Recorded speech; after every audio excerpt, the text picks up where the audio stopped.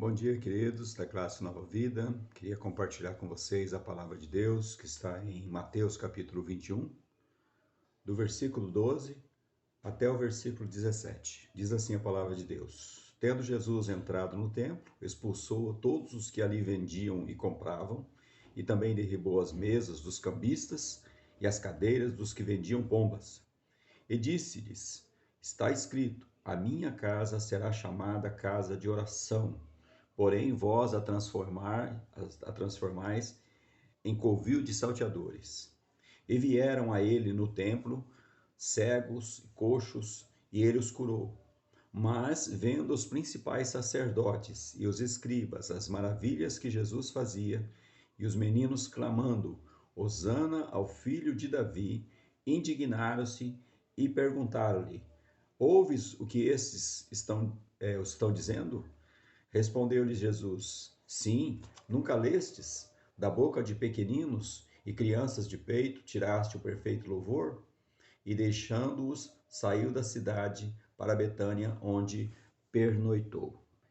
Que o Senhor aplique a sua palavra no nosso coração. Queria compartilhar com vocês sobre o tema o cuidado de Jesus com o templo. A palavra do Senhor mostra aqui o zelo do Senhor com o templo. Mas eu queria que você também pensasse em dois aspectos aí do templo, porque lá em 1 Coríntios capítulo 6, versículo 20, lá diz que nós somos templo do Espírito Santo. Então, nesse tempo, no tempo de Jesus, ele fala do templo, que ainda havia o templo, mas depois esse templo é destruído, né? E Jesus e Paulo, quando ele fala ali a respeito do templo, ele fala que nós somos o templo do Espírito Santo. Então, que nós pensássemos no templo a respeito disso aí.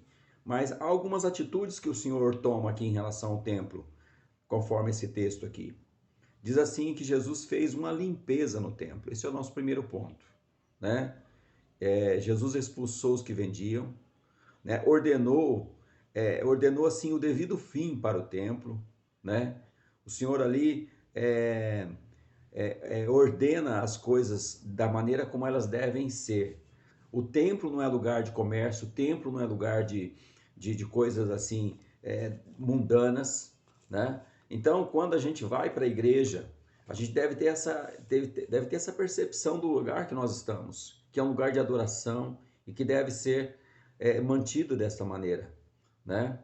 Quando a gente olha para as nossas vidas como templos também, o Senhor também opera e faz essa limpeza na nossa vida, né? Quando a gente olha ali no capítulo 15 de João, Jesus está falando da videira verdadeira e ele fala assim: Eu sou a videira verdadeira, vós os ramos, todo ramo que está em mim e não der fruto ele corta, tudo que dá fruto ele limpa para que produza mais frutos ainda. E aí no versículo 3 daquele capítulo 15 de João, ele diz assim: Vós já estáis limpos pela palavra que eu vos tenho falado, né? Então, o Senhor faz uma limpeza no templo, naquele tempo dele e no templo que são as nossas vidas. Uma segunda coisa que o Senhor faz aqui, ele dá propósito ao templo, né? De que maneira? Lá diz no versículo 13: Está escrito: A minha casa será chamada casa de oração, né? Casa de oração. Sabe, a oração é o relacionamento nosso com Deus. Então ele estabelece ali que aquele lugar é um lugar de relacionamento com Deus e também de relacionamento com o nosso próximo, né? É na igreja que nós nos reunimos com as pessoas, em que nós oramos uns pelos outros. Então é um lugar assim de edificação. Esse era o propósito do templo, não um propósito de comércio como estava sendo feito ali, né? E isso é muito importante. Nós entendemos isso, né? É muito triste quando nós vemos que no templo existem pessoas que se preocupam em falar mal da vida dos outros, em fazer fofoca, né?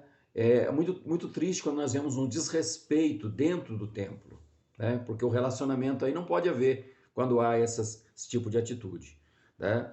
Terceira coisa que nós vemos aqui, Jesus fez do templo um lugar de poder, né? Se você olhar no versículo 14 aí, você vai ver que vieram a ele no templo os cegos e os coxos e ele os curou, né?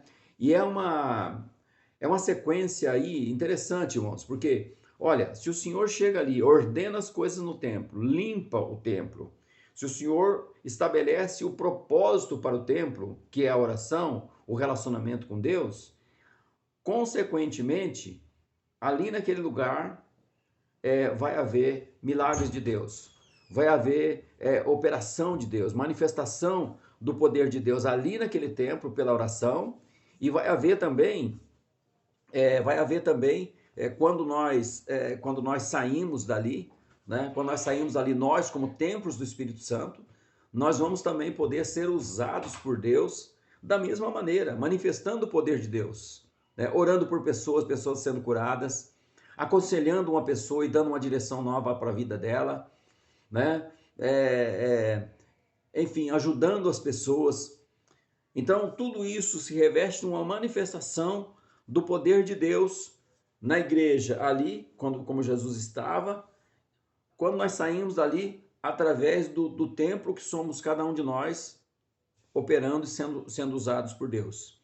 E o texto vai terminar falando de Jesus, falando do perfeito louvor, quando diz lá, ouves versículo 16, né? Versículo 15 diz que os meninos, né, começaram a louvar a Deus, dizer Hosana ao filho de Davi. Os religiosos da época se indignaram e perguntaram para Jesus, ouve o que eles estão dizendo? E Jesus diz, não lestes, né? Nunca lestes que da boca de pequeninos e crianças provém o perfeito louvor? Então, uma outra coisa também que acontece ali é que há estabelecimento ali de um perfeito louvor. E novamente eu volto a falar para você, se o Senhor vem e ordena as coisas no templo, né, dá um propósito para o templo, faz com que aquele templo seja um lugar de poder, isso tudo a consequência de tudo isso vai ser o louvor a Deus, porque Deus certamente abençoará, Deus certamente vai operar ali naquela situação, e o Senhor vai ser glorificado e as nossas vidas vão ser edificadas, né? Então, olhando para tudo isso aí, olhando para o templo do tempo de Jesus, olhando para hoje o templo que são as igrejas que estão, e também olhando também para nossas vidas, né? Deus quer tanto que tanto na condição de nós estarmos no templo, na igreja, como nós reconhecemos que nós somos templos, que nós cuidemos, né? Cuidemos desse templo, né? Que nós cuidemos desse templo, limpando ele, deixando ele em ordem. Deus quer que a sua vida esteja em ordem, né? Dando propósito para ele, tendo uma vida de oração, né? Se colocando ao dispor dele para que ali haja poder e prodígios da parte de Deus e ministrando o perfeito louvor. Eu queria orar por você agora, para que Deus esteja abençoando a sua vida e que a nossa vida caminhe nessa direção, né? Porque nós somos templos do Espírito Santo. Amém? Senhor Deus e Pai, abençoa os irmãos da classe Nova Vida. Senhor Deus, ser com eles. Ó Pai, que haja, Deus, esse desejo no nosso coração. Ó Deus, o mesmo desejo que houve no coração de Jesus. O desejo de manter o templo em ordem. O desejo de dar propósito ao templo. O desejo de usar o templo para a manifestação do poder de Deus. O desejo de ministrar o perfeito louvor ao Senhor. Deus abençoa, Deus. Abençoa a vida de cada um. Ó Deus, nos conduz nessa direção, em nome de Jesus. Deus abençoe, queridos. Até terça-feira, que nós nos reunimos para falar um pouco mais sobre isso. Deus abençoe a todos. Desculpe aí o atraso, mas é que eu não consegui gravar antes isso aqui. Vou ver se eu vou conseguir ainda. Deus abençoe.